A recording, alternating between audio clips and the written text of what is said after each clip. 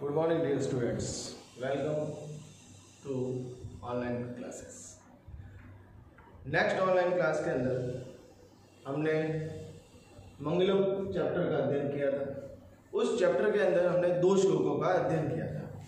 उन 2 श्लोकों के माध्यम से कवि जो है वो कहना चाह रहा था कि जिस भूमि, पहले श्लोक में उसने कहा था कि जिस भूमि में इतने महासागर, नदियाँ, तालाब है, जिसमें अनेक प्रकार के भोज्य पदार्थ उपजते हैं, पैदा होते हैं, फसलें उगती है, कृषि तथा व्यापार, जो कृषि है तथा जो व्यापार है, वो लोग सामाजिक संगठन बनाकर यानी एकजुट होकर रहते हैं इस धरती पर। तो जिस भूमि में सांस लेते हुए प्राणी इधर से उधर टहलते हैं, तो वो उस मातृभूमि से निवेदन करता है कि वो मुझे प्रथम भोज्य पदार्थ प्रदान करे, कि जिसमें नदियां, महासागर, तालाब आदि है, जहाँ पे कृषि तथा व्यापार जो है वो सामाजिक संगठन में एकजुट होकर रहता है, तथा जहाँ पे सांस लेते हुए प्राणी इधर उधर घूमते हैं, फिरते हैं।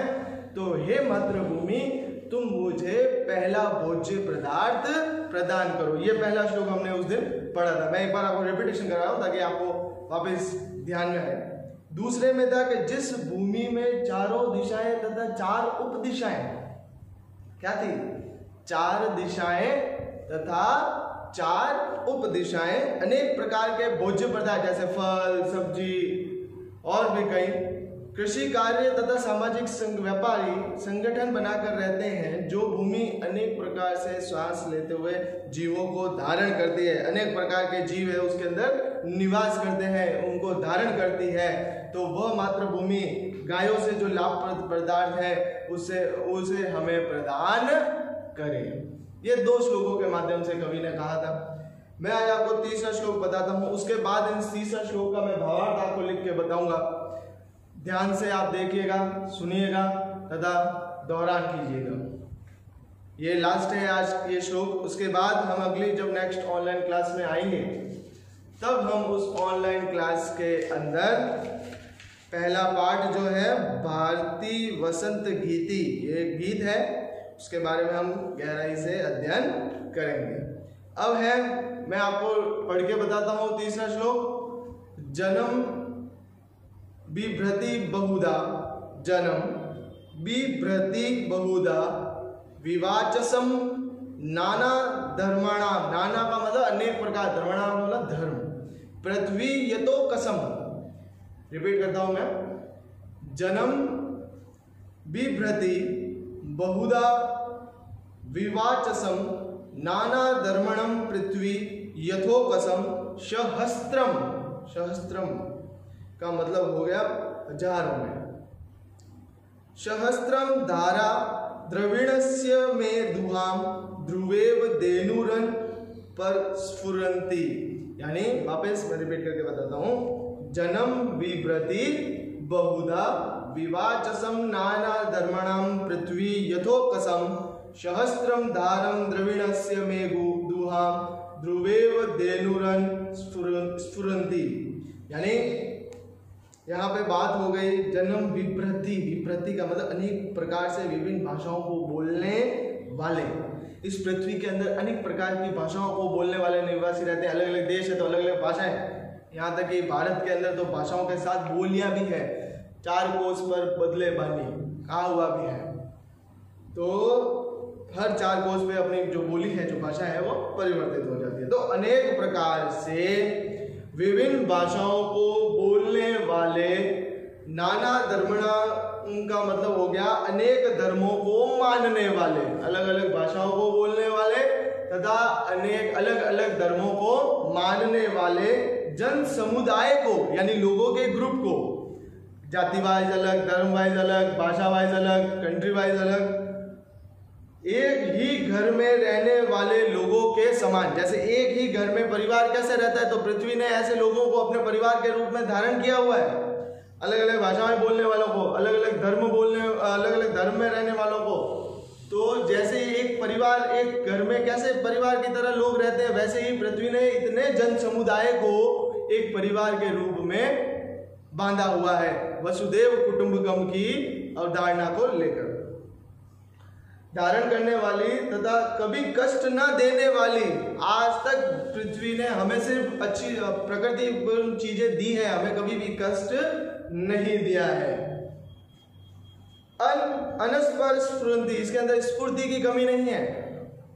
स्थिर, जैसी वह पृथ्वी जो स्थिर है ऐसी वह पृथ्वी हमारे लिए धन की सहस्त्र धाराओं, 1000 धाराओं का उसी प्रकार दोहन करे, उसी प्रकार दोहन करे। दोहन कौन? जैसे गाय को हम दोहते हैं दूध निकालने के लिए, जैसे गाय बिना किसी बाधा के दूध देती है। ये पृथ्वी आप सबको, अलग अलग धर्मों को, अलग अलग भाषाएं बोलने वालों को, ऐसे जन समुदाय को एक परिवार के रूप में धारण करती है तथा हमेशा स्थिर रहती है तथा हमें कष्ट नहीं देती। तो हे पृथ्वी, आपके अंदर जो सहस्त्र धाराओं की जो प्रकृति की चीजें हैं वो हमें दोहन करने दे, मतलब लेने दे। प्रकृति की अच्छी अच्छी चीजों को हमें लेने दे। किस प्रकार उदाहरण दिया गया है, जैसे एक गाय शांत खड़ी होकर अपने दूध को दोहने देती है। गाय बहुत ही शांत स्वभाव की होती है, कोई बाधा नहीं करती जब वो दूध देती है, जब उसको दोहने आते हैं। मैं आपका ये भावार्थ जो है मैं आपको लिख के बताता हूँ, यहाँ पे ध्यान से देखिएगा। मैं भावार्थ लिखते लिखते भी वापस आपको पढ़ के बताऊंगा।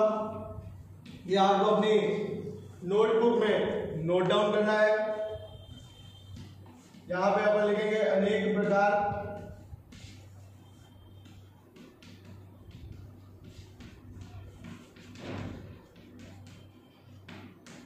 अनेक प्रकार से विभिन्न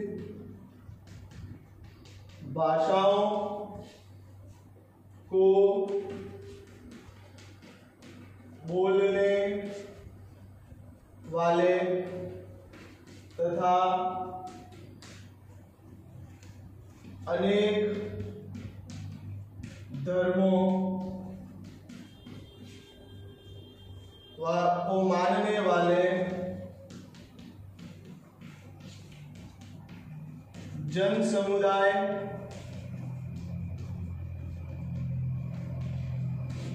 समुदाय को एक ही घर में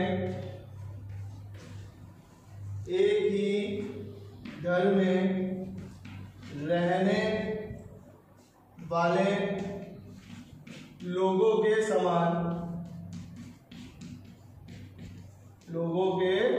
समान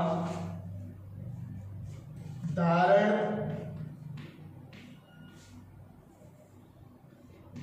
करने वाली तथा कभी कष्ट न देने वाली या नष्ट न होने वाली स्थिर जैसी पृथ्वी, स्थिर जैसी वह पृथ्वी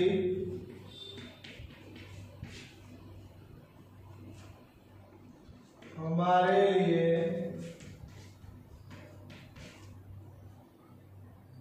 धन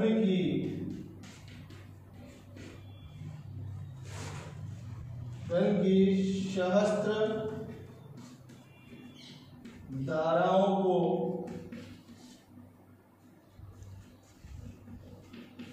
उसी प्रकार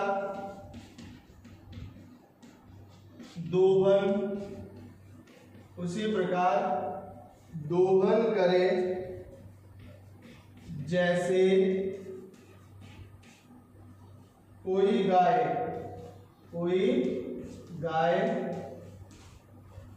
बिना किसी बाधा के दूध देती है। तो ये मंगलम पाठ 9th क्लास आपका पूरा हुआ। 300 लिखने हैं और तीनों के भावार्थ आपको लिखने हैं, जो भावार्थ आपकी बुक में भी आए हुए हैं। नेक्स्ट ऑनलाइन क्लास में हम लोग पहला पाठ का अध्ययन करेंगे तथा उसके भी भावार्थ लिखेंगे। तो please stay home, stay safe.